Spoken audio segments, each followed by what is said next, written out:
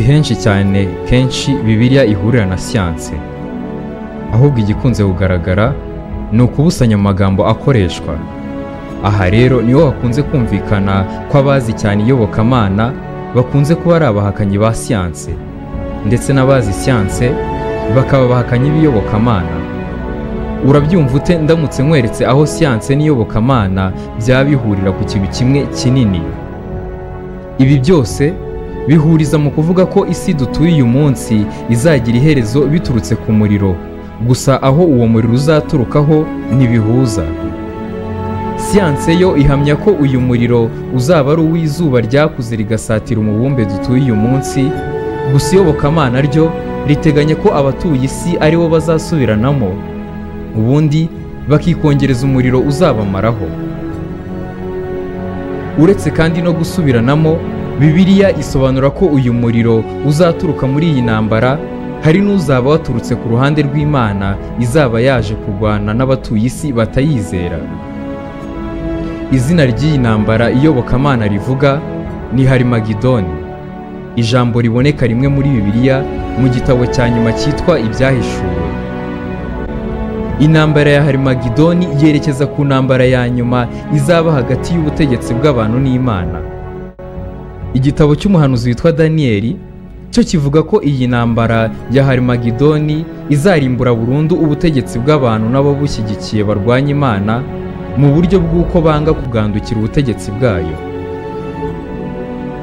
Iyo uhereye ku mukarago we wa 44 ku gice cye cya kabiri cy'igitabo cye, agira ati: nuko ku ngoma z'abo bami Imana yo mu ijuru izimika ubundi bwami butazarimbuka iteka ryose, kandi ubutware bwabwo ntibuzazungurwa n'irindi shyanga, ahubwo buzamenagura ubwo bwami bwose bubutsembeho.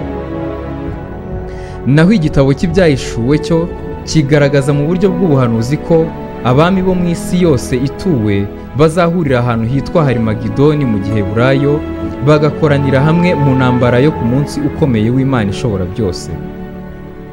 Iki gitabo kandi kivuga ko abami bakomeye b'isi cyangwa se abayobozi ngo bazaturuka impande zose bagahurira mu kibaya kigari baje kurwana intambara yitwa Harimagidoni.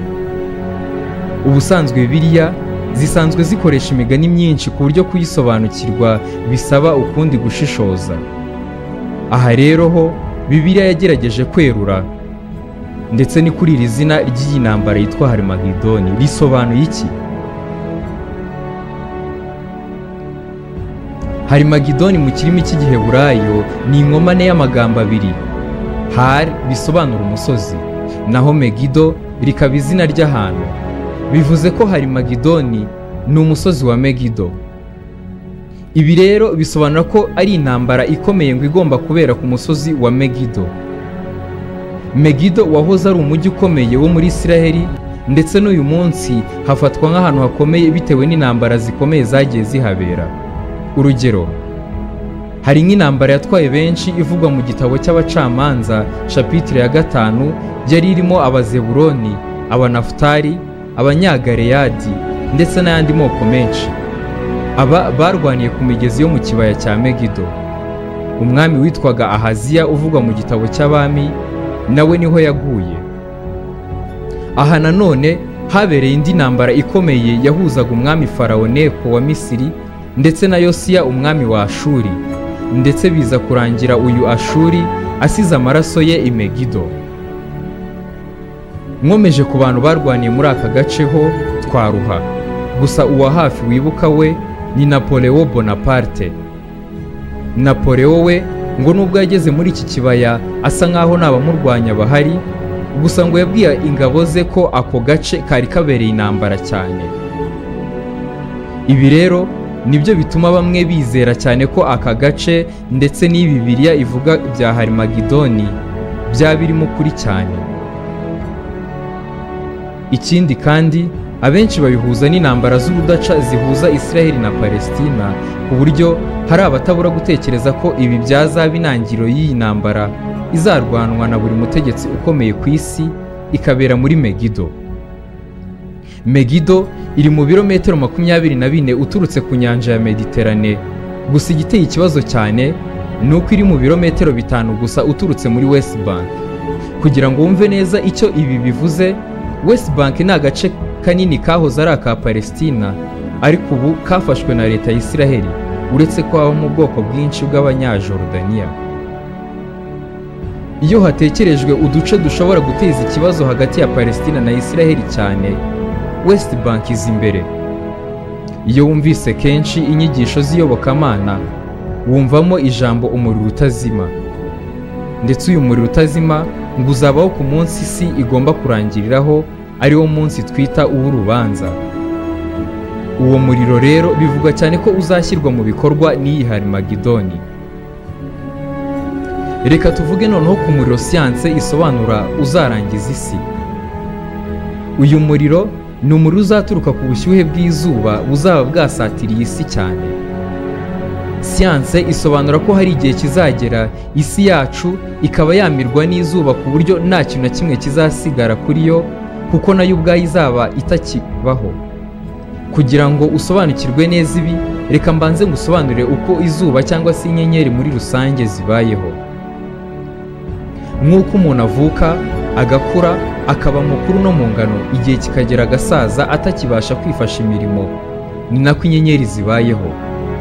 Inyenyeri ziravuka, zigakura, zikaba nini, zikaka cyane, zigasaza kugeza ubwo zitakibashije kwaka, ubundi ubuzima bwazo bukarangira, hakavuka izindi. Ikiba giteye ubwoba cyane ni uko inyenyeri uko ikura n'umubyimba wayo ukura cyane, kuko ikiyiri iruhande iba itakibasha kugisiga kikiri kizima. Kandi uko inyenyeri zikura ni nako zihindura amabara. Niwitegereza mu kirere cyuzuyemo inyenyeri, uzabona ikirere kirimo uruvangitirane rw'amabara menshi. Hari iziba zisa ubururu, izisa umutuku, umweru ndetse n'andi menshi.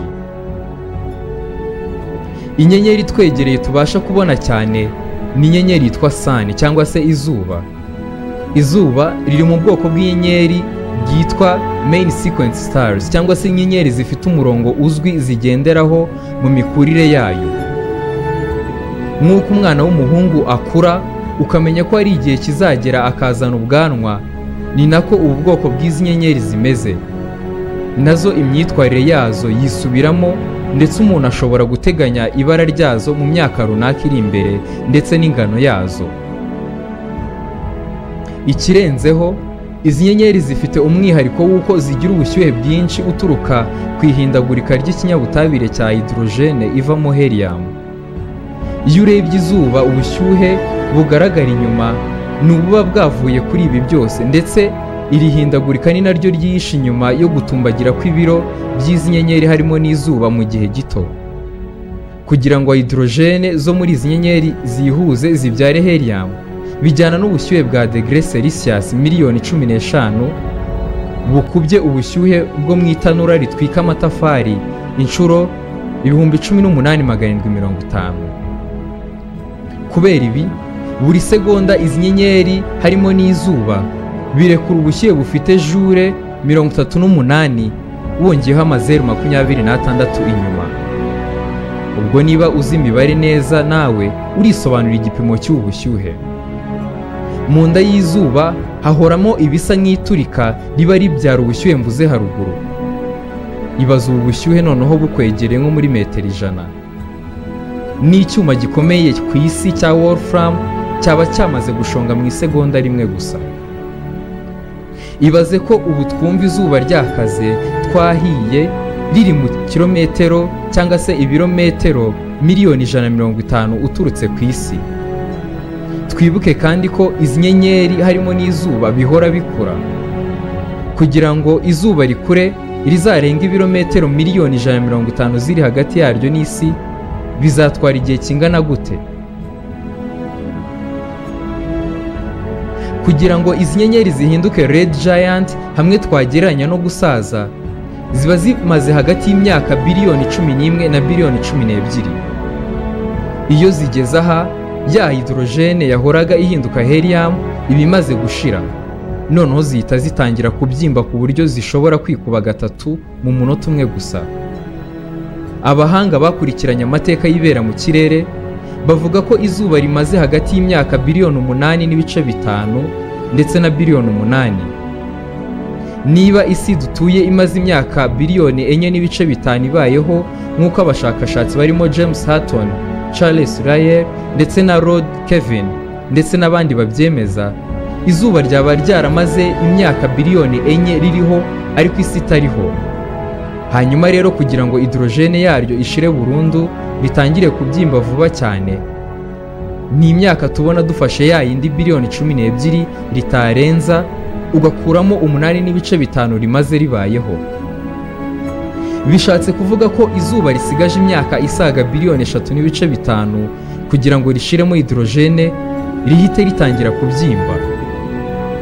Niritangira kubyimba, ibi bizaba ari naryo herezo ry'isi ndetse n'indi mibumbe duturanye, kuko bitatware iminsi irenze 2 ngo bwa bushyuhe nigeze kuvuga bube bwisutse ku isi bube buri ku mutwe wawe.